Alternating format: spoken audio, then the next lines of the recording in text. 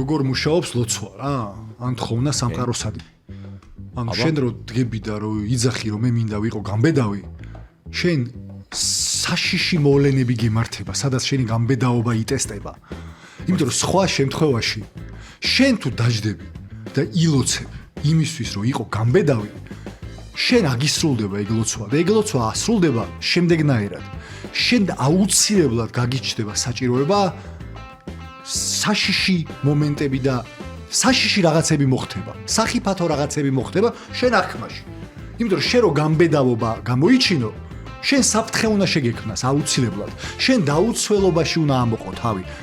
სინამდვილე შემთხვევაში შენ გამბედავობას ვერ გამოიჩენ. შენ რო სამყაროს ღმერთს მნიშვნელობა არა შენ რა ისახარ.